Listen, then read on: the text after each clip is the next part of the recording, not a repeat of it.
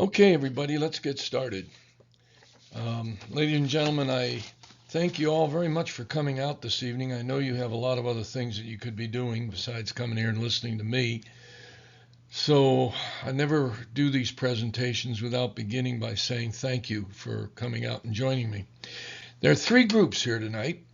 The first group are folks I don't know at all, who don't know me, who read this in the PR and said this might be interesting. Hopefully it is.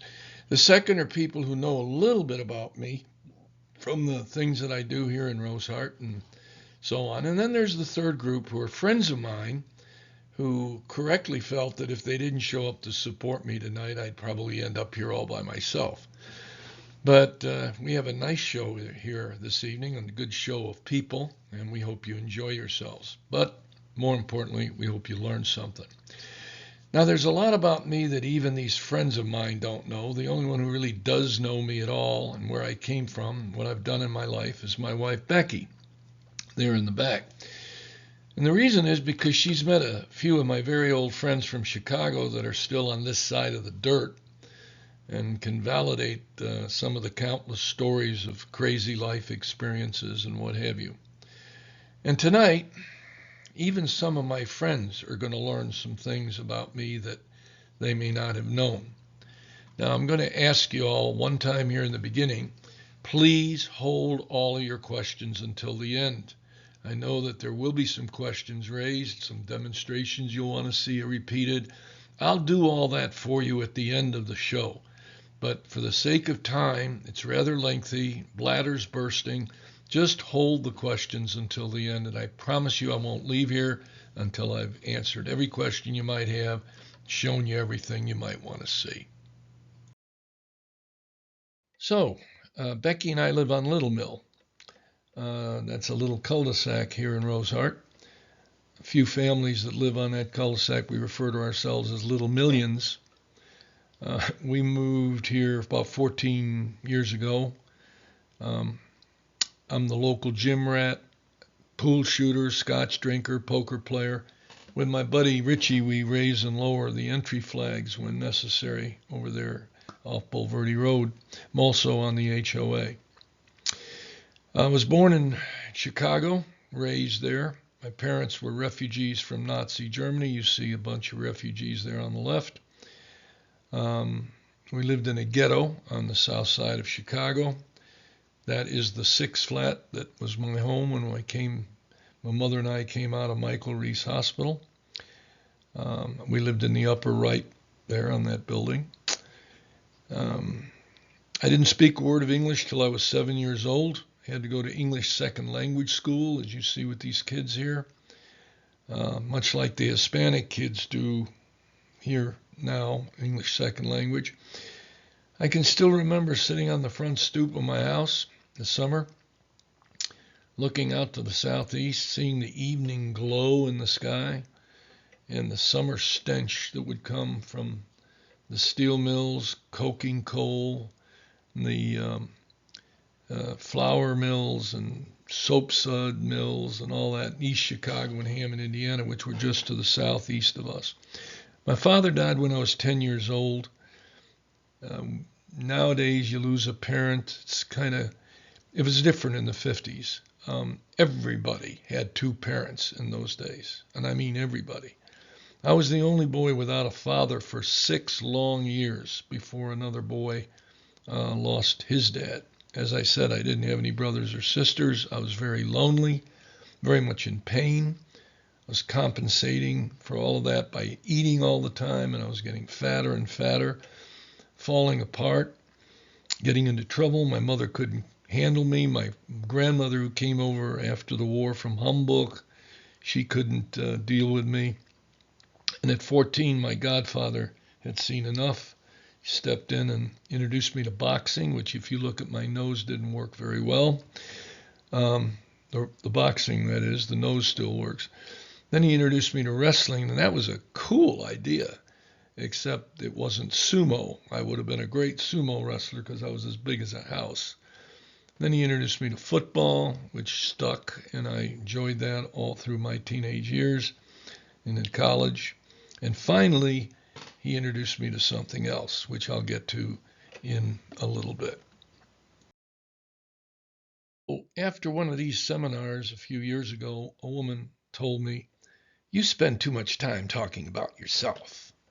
Well, who knows? Let me tell you, as I told her, why I take 5 precious minutes in a presentation which I've already told you is long, limited time. Why do I talk about how I got to be who I am? And the reason is very simple. When you listen to someone who's going to tell you how to save your life, how to protect yourself, how to really hurt someone badly if necessary, that person better goddamn well have credibility with you. He better be able to convince you that he knows what the hell he's talking about. I tell you about what made me who I am because it helps to explain why I am so passionate about predators like these, and why I care the way I do about the lasting pain that these thugs cause in innocent people like you, and why I trained as I did, chose the careers that I did after the Air Force. I spend a few minutes talking about how I got to where I am because I want you to want to learn some things, reacquaint yourself with things you should already know. And to do that, you have to say, he may be a dumbass, but he does make sense here. He does know what he's talking about. I want you to enjoy tonight's presentation, but I also want you to understand something. I am deadly serious in what I'm about to show you because I know, and I want you to believe, that the consequences of my failing to successfully teach you some things, or you're failing to use what I will be sharing with you, can have really awful consequences. My talk is blunt. My language is sometimes crude. I learned a long time ago, tell it loud, tell it dirty. That way they're going to remember it. Now, those of you who do know me, you know I'm a pretty much a happy-go-lucky guy. I'm a clown. I love to laugh, love to joke around. But not tonight. Tonight, you're going to see and hear a different side of Rolfie. I may be a clown at times, but in this single area of security, your security, at a point in your life where defenses are compromised by age or infirmities, you need to believe I do know what the hell I'm talking about. Tonight, I'm going to use FBI-endorsed safety protocols, life experiences, 67 years of training to help you face the unthinkable by learning certain facts about criminals, how the hell they fit into, how you fit actually into their plan, how best to avoid them, and then if avoidance becomes confrontation, how to get the hell away from them when escape is your only recourse. I'm going to say this several times in this course. This is not a kung fu class or some kumbaya flowers and meditation seminar. And it's not a dojo for me to teach you how to win a goddamn bar fight. This is a class on avoidance, if possible, and escape when necessary. So, here is what we're going to be talking about. Simple, and very much in this specific order. I'm going to give you some of my background. Then I'm going to discuss with you the characteristics of 2 and only 2 specific thugs. How best to avoid situations where these 2 types of characters might be, what you should do and not do if you are confronted by them, and then the fun part, how to defend yourself. Even at our age, folks. And not to beat the crap out of them, but how to escape. And we'll summarize with a hard sell on probably the most important thing and the hardest thing for older people to remember and do. And that is be aware of what is going on around you at all times. Now, most of you know, at least who know me, know I had a great career in the Air Force. But there isn't a damn thing that I did in the Air Force that pertains to what I want to talk to you about tonight. So I don't even bother talking about all that. When I retired, I had a second and third career in law enforcement and later in the personal protection business. I was a deputy sheriff in Comal and Guadalupe counties. I was a United States Customs Service special agent, and my areas were drug enforcement and federal fugitive apprehension.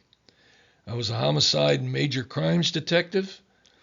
I was a chief criminal investigator for Bill Reimer, the Comal County District Attorney. I was very proud to have been selected to attend the FBI's National Center for the Analysis of Violent Crime, and I spent more than a half a year there in the behavioral science unit becoming a profiler. I was a criminal justice instructor at San Antonio College and an associate professor of criminal justice at UTSA. I was a master instructor in certain police defense weapons, and I'll show you some of that in a moment. And I've been giving variations of this presentation to groups like this for more than 40 years. These are some of those Okinawan defense weapons. They're all types of kubatans or kubotas. Kubata, by the way, in Okinawan means old martial way. The one on the left is called a tonfa. It means old man's crutch, and I think you can see why. Very appropriate for me, right? You probably know it better as the T.J. Hooker stick from the William Shatner police drama on NBC some years ago. I'm going to speak about the middle one in a minute. That is a simple key ring with a small kubatan attached to it. And on the right is an expandable baton. And no, it is not used to beat the crap out of someone. It's actually used to restrain a person with one arm so that your power arm can remain free to do whatever it has to do.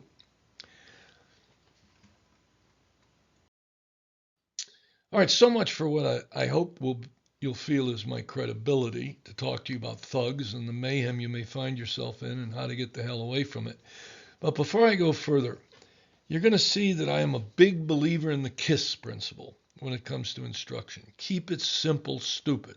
Here they wrote, keep it stupid, simple, because the woke crowd got a hold of this, felt that keep it simple, stupid hurt too many people, but sorry about that. I'm not here to worry so much about your feelings. I learned it as keep it simple, stupid, and either way, I try to keep it simple and use a lot of repetition, but let me explain why. You're going to see as I go through this that I minimize things to the fewest essential parts. I do that because the simpler I make it, the fewer things I'm asking you to remember. The better chance I believe you have to remember it. So this is not about you or me being stupid. It's about getting things to stick with you. And that is most easily done by teaching stuff in little increments, a few safety tips, a few thugs, a few thug characteristics, a few ways to suppress an attack, a few pain targets, a few techniques to use when confronted, and a few ways to get the hell away from these characters when necessary. Now, I don't have the time to talk about all the criminal types and their characteristics and profiles, like arsonists, profit kidnappers, bank robbers, murderers, drug merchants, or terrorists. So I selected the two with whom you are most likely to come into contact. I'm going to give you the FBI's specific VICAP characteristics for these two, and then I'll discuss with you the characteristics that these two have in common. So let's look at the first thug, all right?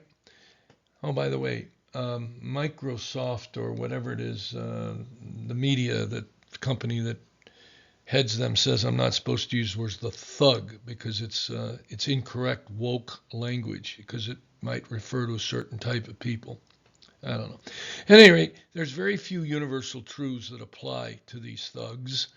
In this one in particular, muggers, they tend to be loners. They tend to be smaller in stature. They tend to have been rejected in normal social circles. They have a very strong need, by the way, to show that they are not small, and that they are not a loner, that they have power. Their single objective is to hurt you. Other things could come into play, but their primary objective is to hurt you. And yes, if you figured it out already, they are your classic high school bully that has grown up into adult status. But sex is usually not their objective, and nor is theft. But either is possible if the act of thug mugging you continues.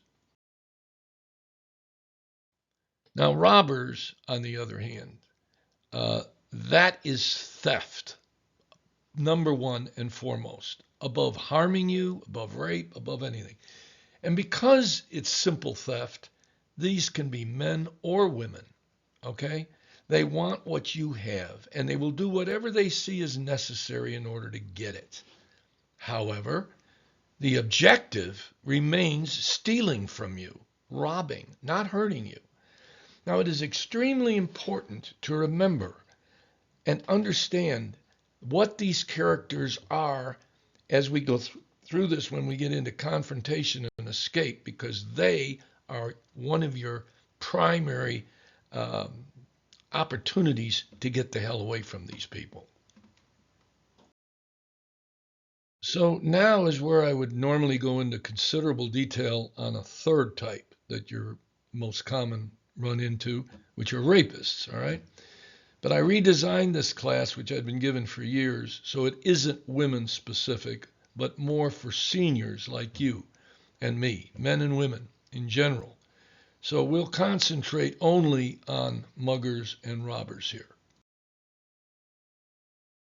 Before we go any further, let's talk about VICAP. What does VICAP stand for? VICAP means Violent Criminal Apprehension Program. And it has a lot more detail on each of these two types of losers, but knowing the characteristics that are common to each of them helps you to defeat the type of thug that you are forced to confront in some situations. So both of these thugs have 4 common characteristics, and the first is seclusion. And in that regard, they have a lot of commonalities with a cockroach. Along with seclusion, they much prefer the dark, less slighted opportunities to do what these people do. You know, when I used to work narcotics, I'll tell you, you wouldn't believe how some people live. We would break down a door, go into a house. You turn on the light and you see cockroaches everywhere, crawling on people, on bed linen, under the linen, on the kitchen counters, on the plates, under the plates, on the floor. The minute you turn on the light, these cockroaches run for cover. You don't see them after a few seconds. They're gone. Wherever they could slip under a baseboard or a sheet or a towel or a blanket or a plate, they just disappear. And that is the common characteristic that they have with these 2 types of thugs. But why do they want seclusion and darkness? Because of the other 2 common characteristics. They don't want attention, and they damn sure don't want witnesses. That is so important. And you're going to see how that plays out in just a minute. I'm going to show you how you can exploit this to your advantage. Now, in this next phase, we move into things that are, we'll just call them basic safety rules. And I've often heard people in the audience muttering something like, "He's not telling me anything I don't already know." I agree. You should know these things. So then just say I'm reminding you of stuff, okay? Because they are critical in the sequence of what could happen if you don't remember them. Let's start with a few simple rules that can help to avoid situations you should find yourself in, and start with a few simple reminders about your house. Dear FedEx, I just got a call from CVS. My prescriptions are ready. I won't, however, be able to pick them up right away, but I had to run another errand first, and so I won't be home until 5:30. Please leave the package on the floor. Why in the hell would you do that? Your home is your sanctuary. Why in the name of hell would you put a note on the door saying that you are not there, that your sanctuary is vulnerable? Never leave public notes that can, just don't do it. Where is the best place to hide a hidden key? Well, let's be clear. There is no such thing as a hidden key, all right? The dedicated thief can find your hidden key in less than 30 seconds. If you can't remember your own keys, and I can't either, I'm not better than you, leave a key with a neighbor. And if you're as big a dumbass as me and can't remember what neighbor you left the key with, leave a key with two neighbors. Don't leave your garage doors unlocked, because just inside your garage is a pantry door. The pantry door is in your sanctuary. It's the way in. Your pantry door is made out of pressed cardboard or something. Your entry door, on the other hand, is heavy oak. We know not to leave our door open, right? Well, why leave your garage door open? Besides having a DCCR that says you're not supposed to do it unless you're outside right there in the present working on your car, your bicycle, your mower, your lawn, or whatever, leave the garage door closed. And always get an ID from somebody from behind a locked door. Never open your door and say, "Can I see that better?" No. And don't accept the sob story either without clear-cut evidence. My son's stuck in my wrecked car. I wrecked it down there on Grass Market. I need to use the phone. No. Never allow access into your home without a satisfactory ID. And if you can't see it clearly through the frosted window of your entry door, have them go to a window where you can look at it. How many ladies here are, for one reason or another, live alone? There's no man in your house. All right. For the record, by VICAP, criminals will always seek the line of least resistance. I'm going to show you a little bit about this with balloons in a minute. But if you squeeze something one place, it'll pop up somewhere else. More on this in a minute. But they always seek out the weakest link. Now, woke and all that will tell you we're all equal. Men can have babies and women are as strong as... That's bullshit, all right? Women are clearly more vulnerable than men. If you have a man's voice on your answering machine and a female voice on someone else's answering machine, they will go for the female voice every time. Because that female isn't necessarily a UFC fighter, mixed martial artist, or a bouncer at the nearby bar. She's usually weaker. So, what do I propose? What does the FBI propose? Put a male's voice on your answering machine. If you still have a landline or your cell phone. If you don't have a man in the neighborhood, or a son, a grandson, a nephew, then get someone else's male voice. Use me. Call me. I'll be glad to put my voice on your answering machine for you. And I'm telling you, you would not be the only woman in Rosehart who's done that.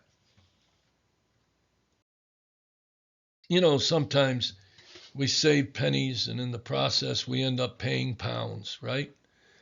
You don't water your grass in the winter because you say it's going to come back. Well, dormant doesn't mean that it's dead. So you need to water it a little bit. People who don't, their lawn looks like hell. Their curtilage looks like hell. They have the same house as their buddy down the street. The buddy's house sells fast. Yours ain't selling at all, and you wonder why. Well, it's the same thing with lights around your house. Use your porch light and your garage lights at night. I'm not saying you have to turn your home into an outdoor Christmas light display sort of like this, but electricity cost for lights, when you remember what I told you about thugs and cockroaches, I promise you that if a perp has an opportunity and he sees a dark house versus a house with just a coach light on the wall of the garage and the overhead light over the entry, he's going for the dark house every damn time. Remember the cockroach. This is one I like a lot. What do you say to an obscene phone caller? Hmm? The answer is nothing. Nothing. He gets his rocks off by talking to you and engaging you in the phone. You can call him a pervert and every other name you learned outside of Catholic school, but you just don't engage with these people because that's exactly what they want is that engagement. I promise you, if you hang up on them, they'll call back. You don't answer, they'll go fishing for someone else. Unless you get a buzz off of all that panting and stuff, do not engage. Hang up immediately. Now, I have this slide, which you'll notice I put San Antonio Gov SAPD here, because I'd like you, when you have a chance sometime, to go look at this slide on that website. What you're going to see is a lot of criminal activity all around Rosehart, even in our nice Northeast neighborhood, but you don't see anything here. And the reason you don't see anything here is because we don't allow solicitation in our community. Also, we have only one way in and one way out through our gates, and we have a very, very effective cops organization. But one of the primary reasons, let's say, is we don't allow solicitation. It's written on a sign by the front gate. Solicitation is not allowed. It will be treated as criminal trespass and so forth. But the effectiveness of this is on you. Under the law, we have to announce that solicitation is not authorized, and if you come onto this property, it's criminal trespass. But to fulfill the specifications for that particular offense, someone has to tell them to leave, and that's where you come in. It is illegal in Rosehart. It is criminal trespass. And all you have to do with these people is tell them to leave. I know your Judaic Christian teaching tells you to listen and be kind and polite. If you choose to do that, you are putting yourself in jeopardy, and I'll explain to you why in a minute. But at the same time, all you have to do is tell them to go. Tell them through your locked door. Follow them through your eyes on your window. Make sure they don't go to your neighbor's house. Make sure they're actually leaving your street. And because if they don't, you tell them you're going to call the police. Now, you may be shy about calling the police, so if you feel uncomfortable about that, you can call me. But believe me, I'll tell you, for example, in Schertz not long ago, there was a solicitor at the front door of an elderly couple. And they did all the right things. They didn't open the door, but they engaged, just like with that obscene phone caller. You don't do that. While he was talking to this nice gentleman at the door, his cohorts were breaking in to the back of the house, which the old gentleman didn't hear. The wife was in the bedroom. Things did not end well for that couple. All right? Don't listen to sob stories. My son's hurt. My wife is dying. I got to sell this Encyclopedia Britannica. Do not engage. Do not listen. Feel it in your heart, but do not engage with solicitors. Let me ask you this. Can you tell the difference between a solicitor and a probing thief? I've been in this business for a long time, and I can't tell the difference. Neither can I. And if I can't tell, chances are you can't either. Ladies and gentlemen, the world is changing. I'll get to this a little bit later. But it really is a matter of us and them. All right? We're the good guys. You don't know whether that solicitor is a bad guy. Assume the worst. Be polite. Tell him to get the hell out of Rosehart. A little while ago, I mentioned about this balloon thing, about crime. I'll give you an example. Years ago, the number one source or flow of narcotics into the United States from sea was in Miami-Dade or Fort Lauderdale, Broward counties in Florida. When a very tough, stern, conservative administration went in, new DA, new chiefs of police, they put the squeeze on crime there, and particularly in narcotics. And for some reason, miraculously, it went away. Now, where do you think it popped up again, like the squeezed balloon? Because it's got to pop up somewhere. And where did it pop up? Houston, Texas.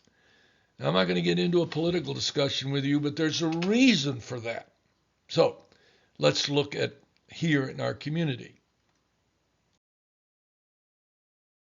We squeeze crime out of Rosehart, solicitors, potential crime. I promise you, as that SAPD statistics will show you, it will pop up somewhere else around here. It'll pop up wherever it is not being squeezed, like Alomar or Valencia or Cibolo Canyon or Emerald Forest. But you know what, folks? I don't give a goddamn about Emerald Forest. I care about you. I care about us.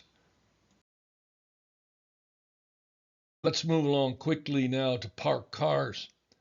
Again, we're going to morph into this awareness thing in much more detail toward the end of the show. But for now, remember the common characteristics of these two particular thugs.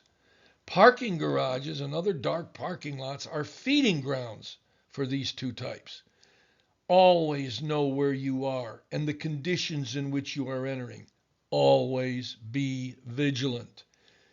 Take out your car keys. Turn off those damn headsets of yours before you leave Kohl's or Best Buy, particularly at night. The simple, most important thing you can do to avoid trouble once you leave your home is to know where the hell you are and always be aware. So you'll say, but I know all that. Yeah, much of what I cover here is common sense, but not following your instincts and what you know could be dangerous, that's on you, not me for reminding you of some basic safety rules, like being vigilant, like not leaving your keys in the car, or always locking your car, even for just a second, like carrying your keys in your hand, and I'll show you how to do that in a little bit. Like never parking driver to driver with another car. Our cars aren't like they were when we were teenagers.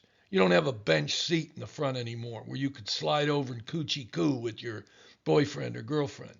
Now you're locked into that white SUV Lexus of yours and a console in the middle, and you can't move. You park, head to head with another driver. He slams his door into your door. You can't get away. Next thing, he pops the window, and from that on, you're under his control. Like always checking your back seat before you get into your car. And yes, even if you've locked it, because they can open your car about as fast as they can find your hidden key, which, by the way, if I didn't tell you, according to FBI statistics, the dedicated thief on your house can find that key in less than 30 seconds. And always answer a stranger's question from an arm's length distance. If you allow yourself to come within arm's reach of me, and I don't mean your arm, little girl, I mean the length of my arm, get within arm's reach of me, I can control you. Do you know who this is here? That's right, Ted Bundy. And he and these types of thugs I'm talking about, they know what they're doing when it comes to overcoming your obvious resistance. He and folks like him are experts at how to get you in a compromising position. So they do all the things I showed you on the previous slide. And how about some of these things? I don't like reading from a slide, so just look it over here. Avoid those dark roads and areas where the cockroaches are. And if you're being followed out in the community somewhere, where do you go? To the nearest police station, right? Wrong. They don't have those big white globes on the outer walls of a cop station anymore. That's 40s and 50s stuff, all right? I bet you couldn't find the local police station right now if you wanted to. And it goes the same for the fire station. Oh, they're red and white and easier to find, but they're locked up at night. They're sleeping, waiting for the alarm to go off so they could shimmy down them poles and get on those cars. No, you go to the most well-lit, most occupied, least secluded, least dark place you can go. Walmart. a Stop and Rob, or what we call Circle K's and stuff like that, 7-Elevens. Best Buy, at that hour if they're open. CVS, Walgreens, pharmacies, anything that's open and occupied with people at the time of the day that you're confronted like that. And if you are being followed here in Rosart, oh, make my day. You stay in your car, you don't go to your house. You come through the gate, you think you're being followed, you come to my house, or Richie Gilliam's house, or Mike Carocchio's house, or Joe Drain's house. You come to our house, they're not going to get out of the car when you're in my driveway or Richie's or Mike's. No, they're going to turn around and skedaddle. Whatever you do, don't go to your own home first. You never leave your keys at the same time with your ID, your address, your name, your shoe size, your blood type. You're using those keys for a valet. Doesn't take very long for them to copy your house key. So your house key should never be on the same ring with your car key. You remember the story in Silence of the Lambs, right? Buffalo Bill. How did he get that senator's daughter into his car? Do you remember? He faked injury. He faked that he was hurt. He couldn't lift that sofa into the back. You have empathy, folks. It comes with being a good person. But never, ever compromise your security with empathy.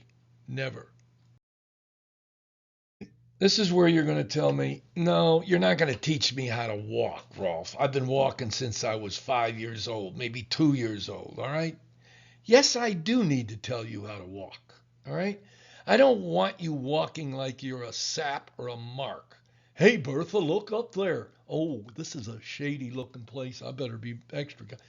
I need you to follow your instincts, walk in pairs. Do not engage strangers. Women, I hope you know how to carry your purse, not dangling on there behind your butt, but over where you have it under your arm or in the front of you.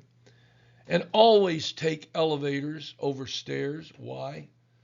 You're on the floor waiting for an elevator. The elevator door opens and you see one of them characters in there. Thank you. I'll take the next one. You don't get on. If you're on the elevator and somebody's at the elevator, doors open and this kind of thug like that gets on, you just get off as if you were getting off on that floor anyway. Take the next elevator. But mainly I want you to walk like you know what the hell you're doing. Walk tough, not like a mark. When my father died, my mother had a little dress shop in a bad part of town. She hired this guy as a janitor, porter, window washer, mannequin fixer, and all that. His name was Elmer. Stood about 6'8", weighed about 300 pounds on the hoof. He's a big black guy. As time went along, he also helped us in our home. He helped with painting and plumbing and just about anything we needed. My mother, me, and my grandmother. When I went in the Air Force, I always wanted to go and visit Elmer, and I'd use my mother's car to visit him. Unfortunately, my mother didn't like me going there because Elmer lived on 42nd and Evans in the South Side, worst neighborhood in Chicago, the worst neighborhood. Blackstone Ranger, gangster disciple country. So I would go down there in the car and I'd park wherever I could on Evans. He lived in a 2-flat, several 100 feet away from where I could park. And I'd get out of the car and lock it, start to walk down the street, see people on the stoop staring at me. I'm looking back at them, smiling. And the reason they're staring is because I'm probably the only white person within a half a mile of that location. I walk up to Elmer's 2-flat, ring the buzzer, bzzz, the buzzer comes back, bzzz, electric light lock, right? Walk up the 2 flights of stairs, get to the top, knock on the door, and then you hear this. Lock, black, bloom, blank, clank, click. 4 deadbolt locks on that door. And opening the door, standing there, a smiling guy with grills on his teeth. When you grow up on the streets, you can tell a thug when you see one. All right? It's just it comes with growing up that way. And this guy was a thug. He introduced himself. He says, "Hi, I's Juwan." I said, "Well, hi, Juwan. I'm Rolf." He said, "You the white boy that came here to see Uncle Elmer, right?" He was his nephew. "Come on in." I go on in there. There's Elmer over in the chair. He's starting to get up. He's 85 now. He can hardly walk. His wife, Juanita, is in the kitchen baking cookies. "Hi, Juanita. How are you?" Juwan starts talking to me. He says, when Elmer tells me this white boy is coming to visit him, I didn't believe him." I said, "Why not?" He said, "Well, look at this place, man. Look at the street. But then when you parked your car and I was watching you from the window, I says to myself, I gets it now. I understand." "Why? What's the matter? What did you notice?" He said, "Well, when you walks like you own that street." And I looked at him just like I'm looking at you. No grin, no smile. And I said, "But I do." And the grin fell off his face. I softened a little bit and said, "So, how you doing, Elmer? The point is, I don't want you walking scared. I don't want you walking like you're a mark. I promise you, like the balloon, if this bad guy sees you walking like a feeble-minded whatever, scared and frightened, and he sees someone else the same age, same sex, same everything, he's going after the weak one, because that's what these people do. So, yes, I do need to teach you how to walk. Don't be a mark. When you're in London, Paris, Athens, or Basseterre and St. Kitts, or Havana, Cuba, or whatever, St. Martin, don't walk like a mark. Walk tough." This is the part of the show where we call it from the military an interim summary, okay? So just as a reminder, we want you to be aware, avoid secluded or poorly lit areas, avoid engagements with other people. Never allow physical contact, never get in within arm's reach of somebody. And if you have a problem, attract attention any way you can. Screaming is good, but any other way you can. I'll give you an example in a minute. But exploit that fear he has of witnesses. Now, avoidance is gone. You did all the right things or the wrong things, but now you are confronted. What do? Well, I'm going to give you 3 little examples, but they all amount to the same thing. Remember I told you this guy is a mugger or a thief. You don't just hand him your valuables. Why? Because if you do, you're within arm's length. No. If you see that you're going to be running that direction, then you throw your valuables in the opposite direction. And his head is going to swivel, woo, like a dog and squirrel. And while he's doing that and going after your money and valuables, you run like hell in the opposite direction. Simple. Why? Because his objective is most likely theft over harm. But let's say he has a gun. "Ralphie, he's pointing a gun at me." All right. Now, life's tough. Shots attract attention. And you remember I told you they don't want witnesses and they don't want that attention. But what if he does shoot me? All right. Maybe he'll fire the weapon. You run in a zigzag pattern away from him as fast as you can. And if he shoots, put this in your mental briefcase. The odds of him hitting you are 4 out of 100. But Ralphie, no, just wait a second. It's even less that he will hit a vital organ, all right? 1 out of 10,000 that he will hit something that will hurt you right away or make you fall down. You'll likely never even feel the shot if you were hit, okay? When I was doing some personal protection work, I got shot in Elgin, Illinois. It was a long story. I had the guy on the ground, put him down. I thought I was through with him. I got up to walk to the telephone, and just as I was walking over to the phone, I looked back, and this guy's reaching down on the bottom of his leg. And I don't know if he was reaching for a photo of his grandmother, but I wasn't going to take any chances. So I dove from about 5, 8, 10 feet away.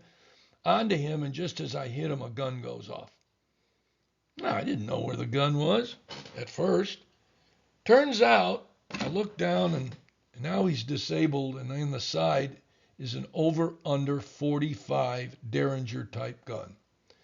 Derringers are usually 22s, very small calibers, but this was a 45. And so the gun, I heard it. I take care of him. He's not going to be a problem anymore. I walk over to the phone. It's very, very dark. I dial 911. Hello, here. There's been a shooting. We need officer assistance. Anyone hit? No. Anybody hurt? No. Do you need an ambulance? No. I hang up. About that time, I feel something running down my leg. I thought I'd pissed in my pants, to be honest with you. But I put my hand down there. It's very dark, and I'm wearing black slacks, and I rub my hand on it, and it's red. It's viscous. And I get a little bit of light. It's very dark in the room, and that's when I could see that it was red, not right away. I picked the phone back up. I called. I said, yeah, it's me again. Somebody has been shot. It's me. And so I never even felt it. When a bullet goes into you, unless it hits bone or organ, because as I'm going to tell you in a moment about where the nerves are, where the pain is, yeah, we'll get to the good part in a minute. You can be shot and not even feel it. I was shot in the leg through and through, what they call a tat, and I never even felt it. Very fortunately, did not hit my femoral artery. It did not hit any bone. Obviously, there's not any organ down there. Because what happens, a bullet is red hot when it comes out of that gun, and when it goes into your body, it's literally cauterizing the nerves that it's passing through, if it's flesh or something like that. So therefore, I'm telling you, your odds of survival are greater if you run rather than if you allow yourself to fall under his control. Run. But Ralphie, I didn't do what you told me to do. And he's in the back of the car, and he's got his arm around my neck, and he's telling me to. All right, I hear you. You didn't do what I told you to do. You didn't check the back seat of your car. You didn't lock it before you left, even for a second. But here's what you do. You start the engine. You do exactly what he tells you to do. You engage the drive, and you smash that car with full speed into anything that is hard and immovable. A stump, a tree, a wall, anything that isn't going to move. Then you see your airbag deploys. It protects you. You're safe. He is a surface-to-air missile going through your windshield, and if that doesn't happen, he's still going to be locked up in the back when they're crumbled metal in the back seat of the car. You've escaped. You are uninjured. You run. Like my mom said, anything material can be replaced, including your car. You're insured. Make noise, attract attention, and get the hell out of there. So now you tried to run from confrontation, but he has you. You are in physical contact with this guy. Now you need to unhook yourself from him and escape. Ladies and gentlemen, this isn't going to go down easily, but in order to escape, you must use violence. There's no need for you to have been a sensei or have lived in Tibet for 3 years. And I promise you that turning the other cheek, as St. Matthew taught you to do, will likely end up with these kind of thugs crushing your other cheek, or worse. Just accept it. Violence is sometimes necessary. Even Buddha understood that. So should you. This is not New York. It's not California. Sadly, it's not Chicago anymore either. You will not go to court or jail for defending yourself or third parties against those who mean you harm. Remember that. And never hesitate. I don't know where you grew up, but on the streets of Chicago, you learn very fast, he who hesitates loses. Real violence, folks, is never choreographed like you see in the movies. Believe me, neither is self-defense, actually. But in Texas, our penal code, section 9.33, as you see here, and I'll paraphrase it, It allows you to use as much force as you find necessary in order to, including lethal force, by the way, to overcome someone's unlawful and illegal use of force against you or third parties. Believe me, that is not New York, not California. Like I said, you're not going to go to court or go to jail for defending yourself. We have it correct here in Texas. God bless Texas. Okay, now, once you learn that element of the Texas Penal Code, I want you to remember just 3 simple rules. Keep it simple, stupid, all right? Number 1, you never hold back. I don't want to hurt him too bad. You show no mercy whatsoever. Number 2, you break or you maim. You don't rub or push or bite a little bit. I'll explain why later. But you strike as hard as you can to create as much pain and shock as you possibly can. And then third, you do not gauge, you do not gloat, you do not look over the body on the ground. God damn, Bertha, look at what I've done. Look at him down there. No, you get the hell out of there. You run like hell, as Pink Floyd said, because your objective is to break away, not to win a bar brawl. I want you to look at your skin. Look at each other. You old timers. You're all wrinkled and your skin is wrinkled and you got more flab than you once had and your face has got a lot of lines on it. Forget about it. You are a powerful weapon for self-defense. And in a moment, I'm going to show you just how powerful you are. While I've had a few hours of skill training in quite specific detail over a lot of years, teaching you how to kick ass or kill someone is not the purpose of this seminar. I'm not here to train you in Krav Maga, mixed martial arts, or UFC fighting, or bar bouncing.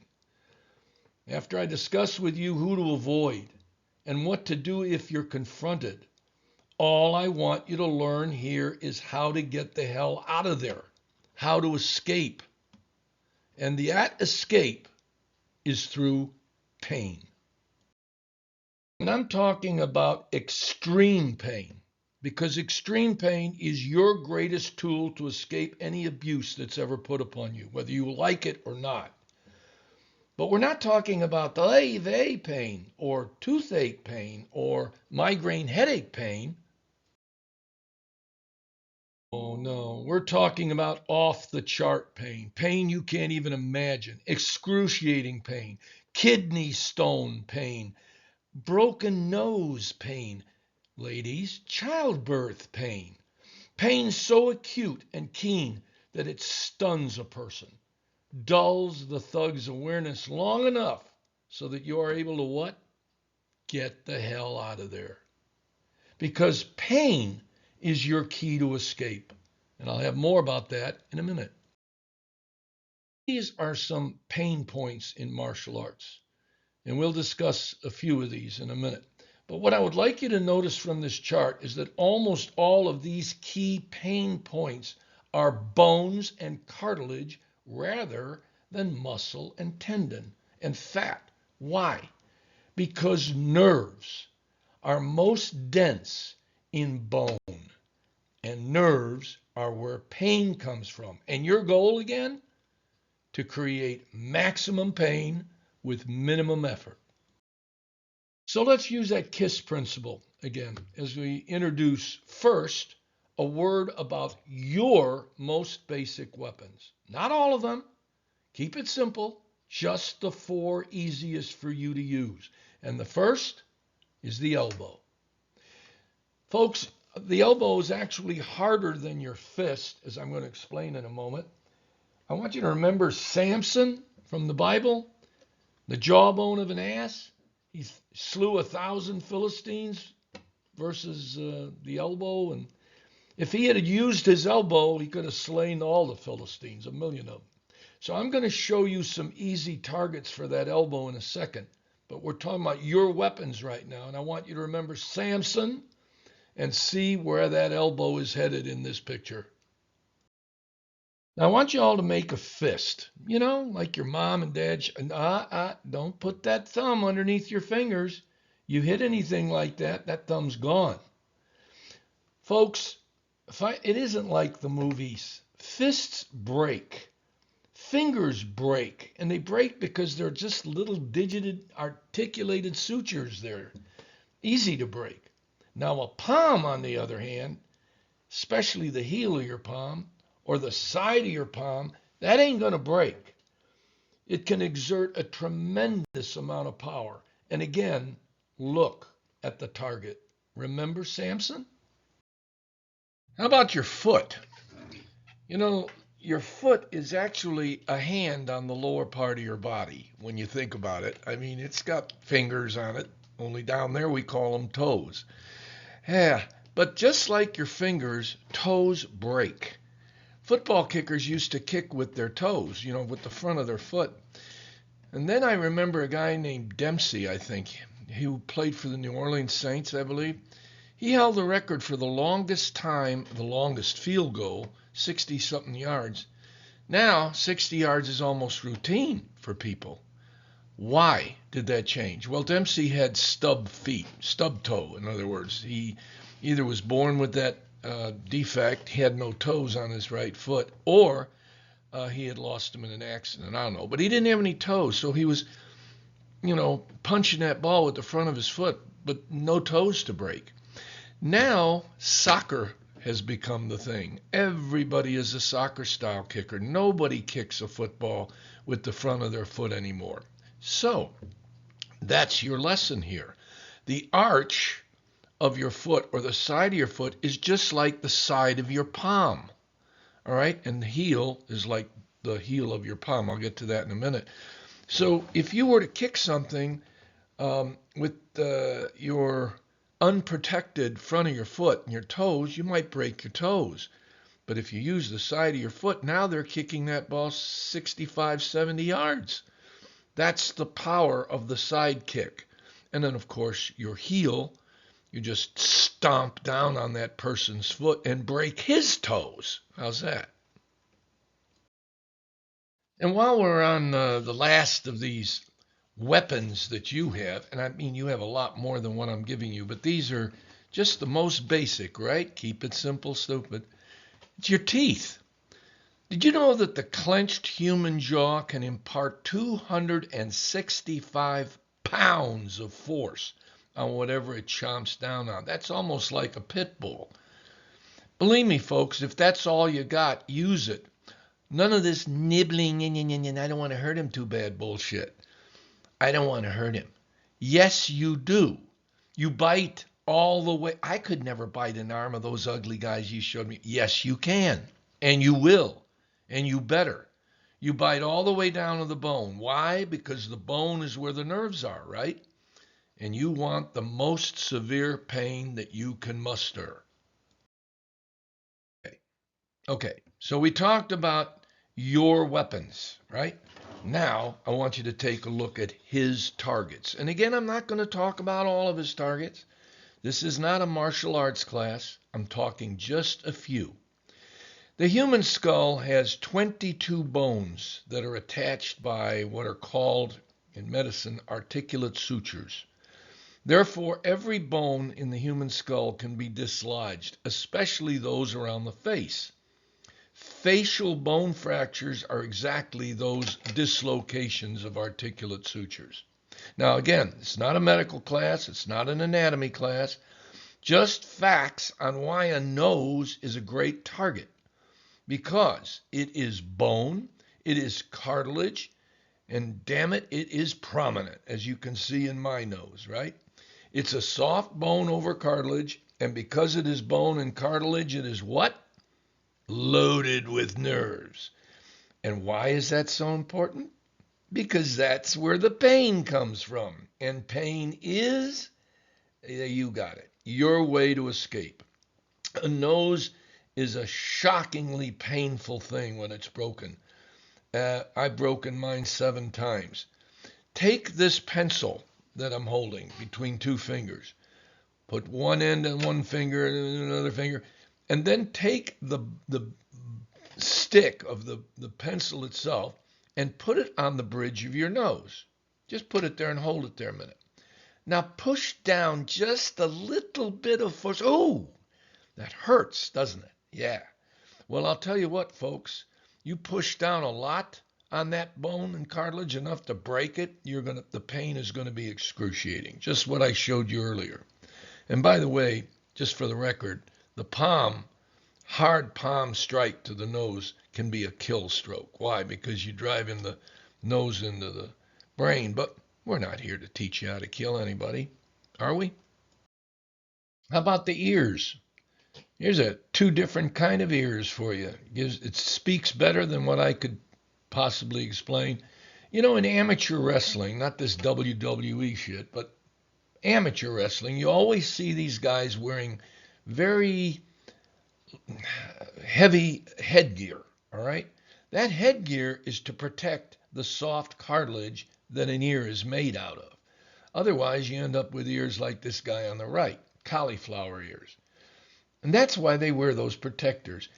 You see these guys fighting in UFC fights and mixed martial arts, half of them got ears like this guy on the right. Take that same pencil, put it on the cartilage of your ear like this, put your thumb on the other side, and push a little bit. Ooh, you feel that? Yeah. Well, if you haven't got a pencil handy, what do? Grab them, jam them, pop them like that. Whatever you can do to maximize by the way, you pop them like that, you're going to bust an eardrum. I've had that. Very painful. Whatever you can do to maximize the pain. Because remember, what are your three objectives? No mercy, maximum pain, run like hell and get the hell out of there. There is couple more targets I want to talk about. One of them is the kneecap here, also known as the patella. Notice, by the way, that it has no cushion, it has no protection, no sac, no protection like thighs around it, like, say, testicles. A patella is easily dislodged by that hard side or full force frontal kick that I talked about earlier. And a detached or broken kneecap, I promise you, is the end of any fight. One time, my buddy and I, a partner, went to arrest a federal fugitive in the, Vaquero Saloon in Marion, Texas. Concrete floor, sawdust. As we start to arrest him at the bar, he resists. And as we're trying to take him to the ground, my leg gets caught between his legs, and boom, down to the ground we went. From that height, my kneecap hit the concrete and split it in three parts. It was hung together by the ligaments, right? We get the guy cuffed, and I try to get up, pull myself up on the bar, and all I did was put a little bit of weight on that leg, and boom, I went crashing down to the ground. I'm telling you, excruciating pain. Trust me, if you bust somebody's kneecap, that fight is over. Well, here's one more, the last of well, not the last, but another very good, very easy target for you to get a hold of, the eyeball. Yeah, the eyeball's like a soft-boiled egg, right? It's 5/6 vitreous humor, jelly-like. 98% water, actually. Can you imagine what it would be like to put your finger in someone else's eye? Can you imagine what they would feel? Can you imagine what you would feel to do that? That gooey egg yolk around your finger, or maybe curling your finger by mistake and the eyeball hanging out, hanging by its nerves and whatever. Well, I mean, you have to picture that for a minute. Could you deal with that? Could you hear his scream? I can tell you what he would feel. Unbearable pain, blinding pain, disorienting pain, that shock and awe that's needed for you to get the hell out of there. Remember, this is a no mercy seminar. A feeble mercy strike from you would draw a no mercy retaliatory strike from him, and it might very well be the last act of mercy you ever give anybody. Because that person that you're dealing with isn't going to give you any mercy at all. Your Judaic Christian teaching told you to turn the other cheek and all that, which is fine. But when you're dealing with these kind of people, you never turn the other cheek. Look at this slide for a minute. How many of you have taken CPR, cardiopulmonary resuscitation? Where were you taught to place the palm of your hand?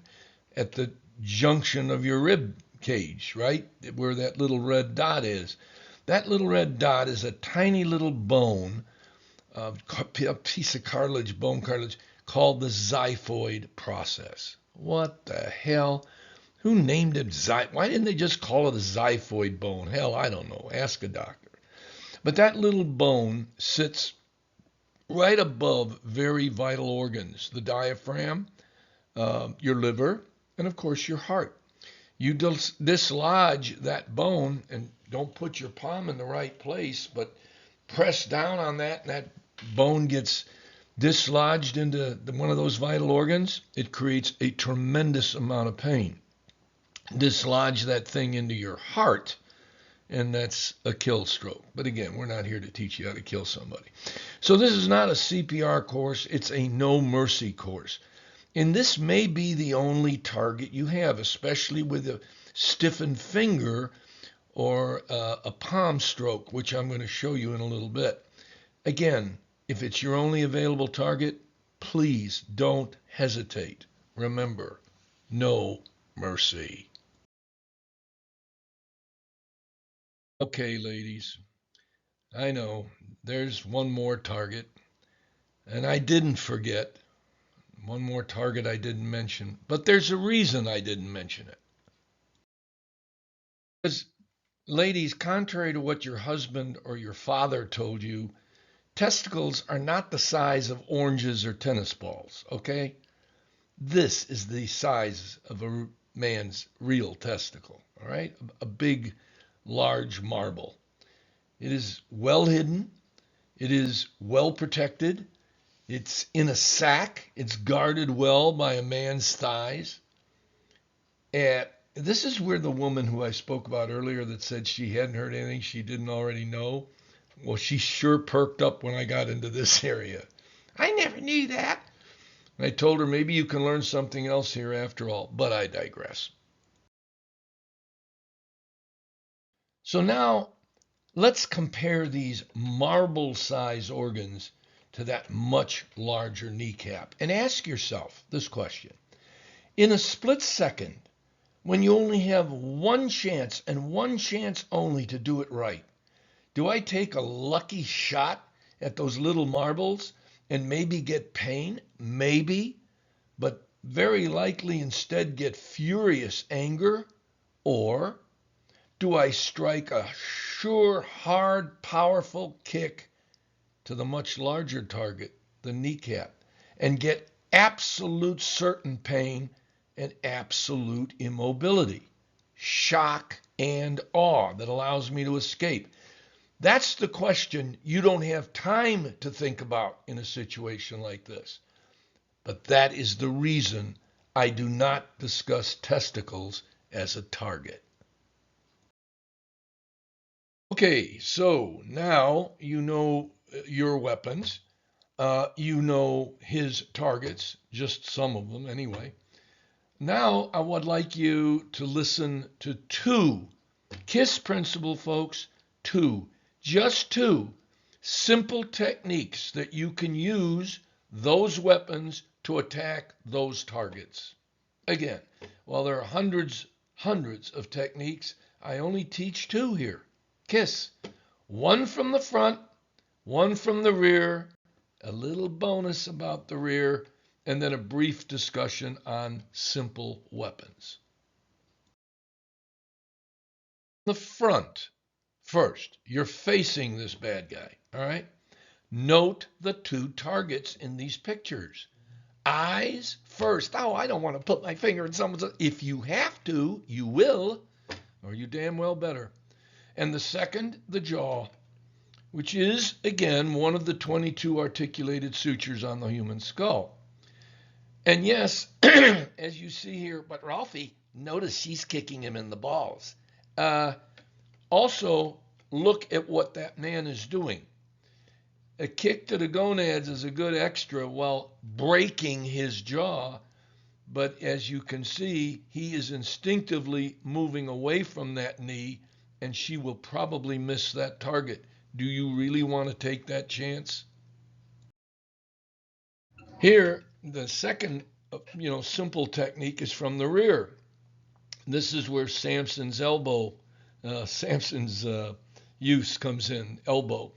You put that elbow to not to tendon, not to muscle, but to the jaw or the nose, because it is bone over muscle, and that means that's where the nerves are, that's where the pain is. And for those of you that are just being able to hear me and not visualize or see the screen, in one case you simply drop where you can raise your elbow, your power elbow, up into the man's face, not into his arm where there's lots of muscle and tendon. No, to the face that consists of 22 of those articulate sutures. And your aim is for the nose or the jaw to break it. Strike the articulate sutures so as to cause dislocation or breakage. A bonus one that I talk about from the rear, again, just keeping it simple, is what's called the butt drop pull. All right? You see in picture number 1, he's holding her, pulling her back towards his body. But you notice where the arrow is. All right? The arrow is pointing to that nose and jaw again. But Ralphie, I have children. They come home being hit in the head with a bat or a club or a stick or whatever, and they bleed, blood all over the place. I understand, Mother. I understand. A head is loaded with little capillaries, and you scratch the surface of the skin on a scalp, and you're going to bleed. You headbutt somebody, unlike the movies, I promise you, your head will bleed. That woman's head will bleed. But she will also accomplish what I said in the last slide. She will break something on the skull, the nose or the jaw. Hey, you might end up with a few souvenirs that you can put on your mantle at home. A couple of teeth may get embedded in your skull, but don't worry about it. You will recover from that very quickly. You'll bleed a lot. That'll stop very quickly. You'll bleed, but he'll have that pain-awe state. And then that's what you want to get away. You headbutt him, you drop down, grab the leg, pull it out from under him, and run like hell. What I'd like to do here is just go over a few simple weapons that most folk have available. You have a pencil or a pen in your purse, or your suit coat or briefcase or jacket pocket. That is a weapon, okay? As I spoke of earlier, the power of a pencil. A pencil is nothing more than a Yarawa stick. That Yarawa term comes from feudal Japan and jiu-jitsu. But a simple pen or a pencil will cause the same pain as I showed you about your nose or your ear cartilage. So remember that. If you got a simple object like that, in Indonesia they call it a pasek. In Philippines they call it a dulo-dulo. But it's a simple Yarawa, and your pencil or pen serves that purpose. Another simple weapon is, but very potent weapon, are your fingers. I don't mean those fingers. I mean like these fingers, okay? I want you to put your fingers together and stick them straight out like you see in these pictures, but stiff, hard, like it was stone. You go to the drugstore, CVS, you pick up a bottle of medicine. The cap, you can barely get it off. It's like you need a crowbar, right? And then underneath it, it has this aluminum shield over the top. This isn't childproofing as far as I'm concerned. This is intended to drive any normal human being crazy. But at any rate, I want you to, next time you get one of those things, unscrew the cap, hold the bottle like this with the aluminum thing on it, Stiffen those fingers as hard as you can and count 1, 2, 3, bam! And try to put your fingers through that aluminum foil. I will bet you do it. I'll bet anyone in here, you do that 10 times, you will never be able to get through that aluminum foil. But you might if you learn how to stiffen and direct all the chi, all the power in your body. You will be able to get through that. And when you are able to get through that aluminum foil, or before that, in fact, you will be able to punch with fingers or with curled fingers or with the palm of your hand in such a way that you can strike that xiphoid process or other parts, the eyeball, the nose, other parts that will cause tremendous pain. Your fingers are a very potent weapon. Folks, after everything I've talked to you about so far, does this lady look like she's paying attention to her surroundings as she meanders to her car from Kmart or Best Buy or whatever? And no. Keys should always be in your hand before you leave the security of the store. And when you are carrying those keys, you should carry them like this, so that those keys then become a weapon that can be swung across the face or body of a thug that means you harm. Honestly, always carry your keys like this when you're going from wherever you're coming from to your car. All right, well, folks always want to wonder or ask about mace or pepper spray, right? They're great. They work. But they're only effective if you can get to them instantaneously. These and other defensive weapons are absolutely useless in the bottom of your purse or fumbling around in your pockets trying to get to them. On the other hand, this is a mace that would be very useful because you can't stick it in your purse. Then again, from what I've seen of some of you ladies carrying like suitcase stuff, maybe you could put this in your purse. Some of you are carrying or use a cane to walk with, right? Here's a little something called a Zap cane. It's adjustable in height, ultra bright light that you can engage. You see it in the lower left-hand corner, very bright. It'll blind a person temporarily. But the big thing is it has 1 million volts to shock somebody with. Put that on their body and down they go. $90. Interesting, it cannot be shipped to 13 states in your United States. Would you like to guess what is the color of those states that will not allow this safety product to be shipped to you? Here's a clue. You can have it shipped to Texas, which kind of summarizes how screwed up this country is and why you need to learn to defend yourselves. But I digress. Well, here is what I recommend. It's called a Pocket Guardian. It's made by Kosin. You can look it up on the internet. Very cheap. You can buy them 6 at a time. Give them to your kids and people who need a little bit of extra protection. It can sit as on your key ring, can sit outside your purse, and it has a little night light that you can use to find your lock on your door, or your car, your house. But its main feature is this. Yes, that little puppy there. Why do you want noise? Huh? You remember the beginning of the presentation? You want to get attention.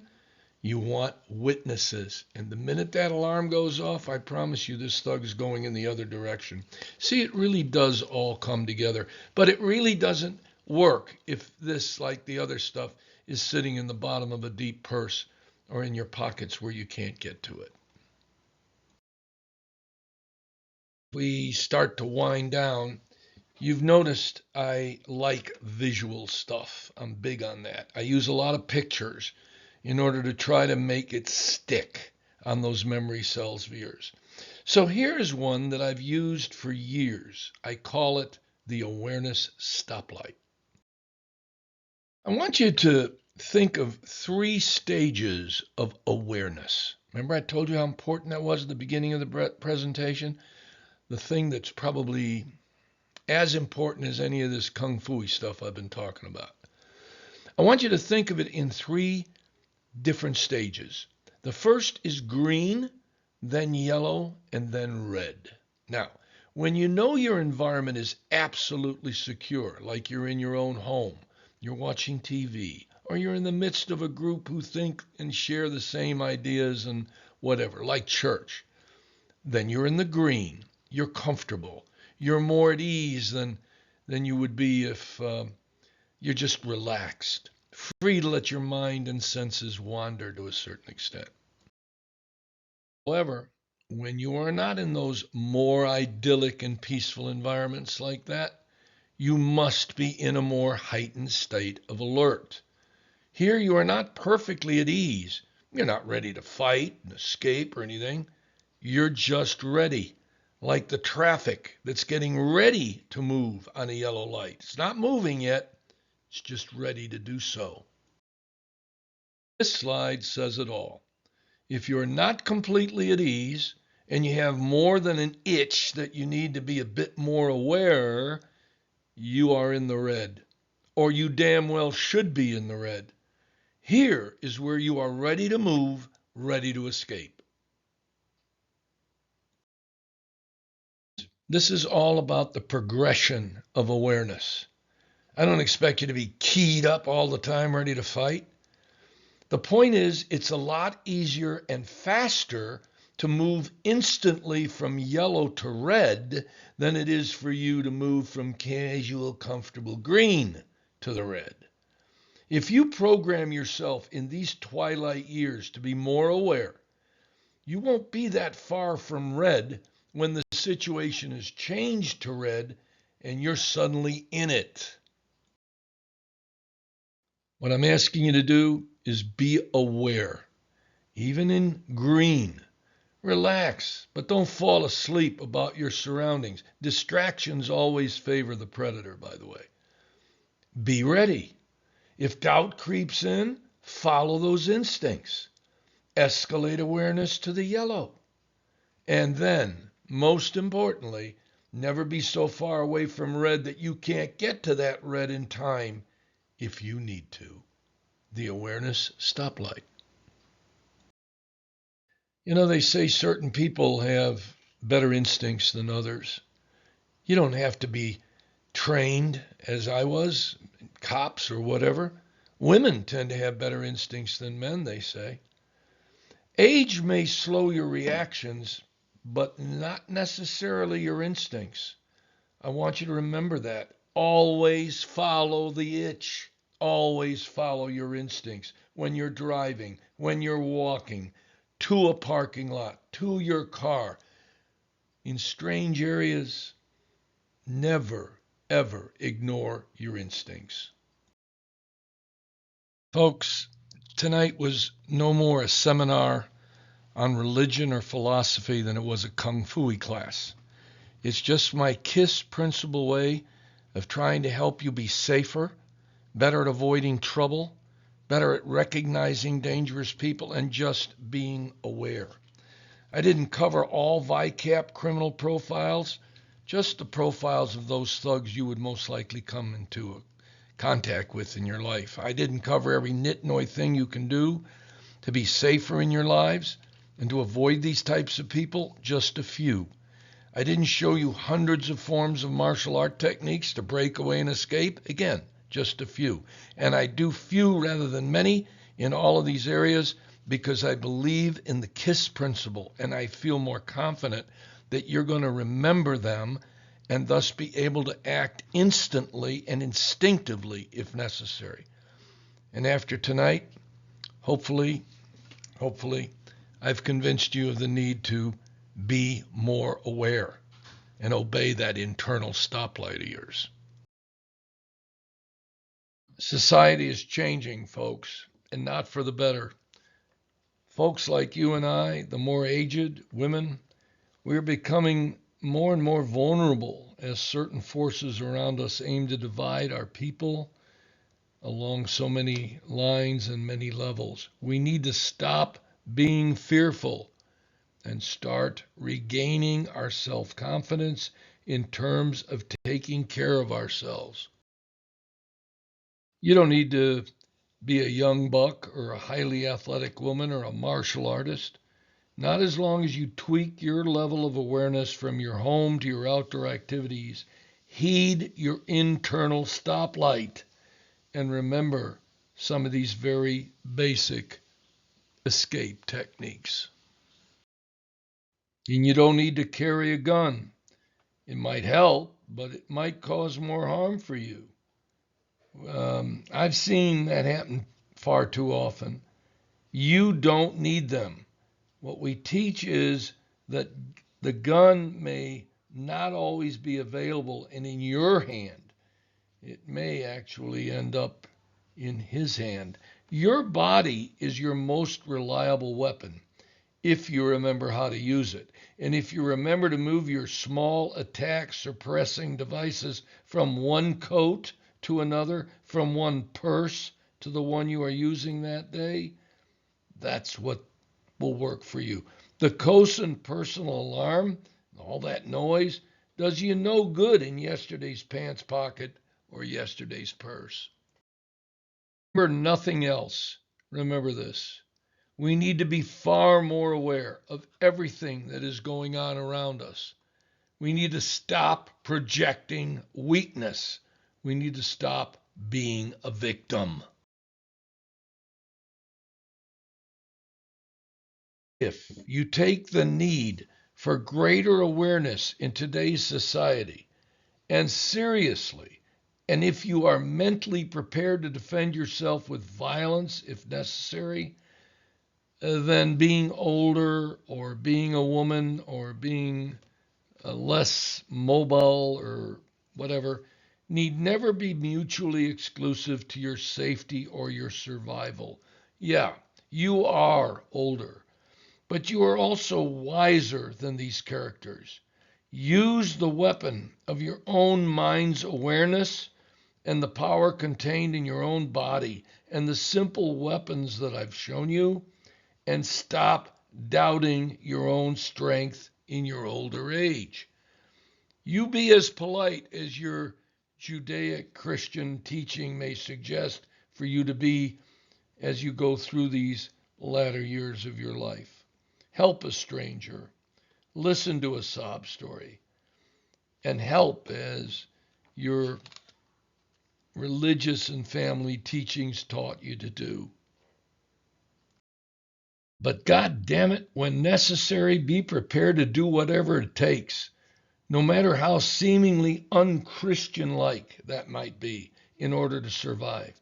Remember, this is not California. This is not New York. This is Texas. And Texas law supports you, not the damn thug who is intent on hurting you. And don't forget Buddha. When there is no alternative to your survival, violence is not immoral. It is absolutely necessary. When violence is necessary in order to escape, rain it down upon that son of a bitch who would do you harm with foreknowledge of your weapons and a keen memory of his targets, and do so without hesitation and, for God's sake, without mercy. You to be what you need to be when you need to be, so that you can come back to be what you prefer to be when the crap these thugs put upon you is past. I want you to remember my story about old Elmer and his wife Genevieve and that thug nephew in Chicago who ended up taking every penny from Elmer and Genevieve and then ended up going out on the streets around 42nd and Evans and killing a couple of people, ending up in Marion Federal for life. Should have killed the bastard. But at any rate, trust in yourself. Trust in your own body's strength. When you've had to mentally move into the red, just say to yourself, not me, not her, not here, not ever. And don't hesitate to do what Texas law allows you to do to survive. I want you to remember the flow of our talk tonight. KISS principle, right? And repetition. Be more aware of your surroundings. Don't be a mark when you walk or drive or are anywhere out of the green. Remember his targets and your weapons, which I told you about. And if you strike, strike to stun so that the stun lets you run.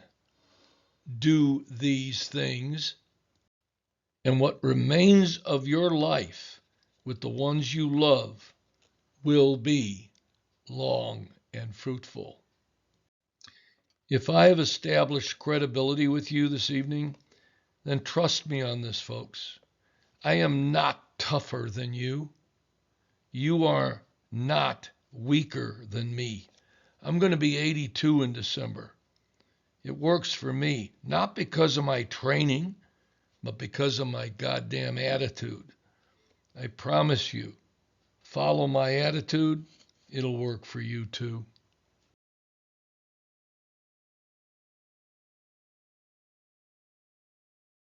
I promised you that I would stick around and answer any questions that you might have and demonstrate anything you want. This is the time. I want to thank you all very much for coming out tonight, and good evening.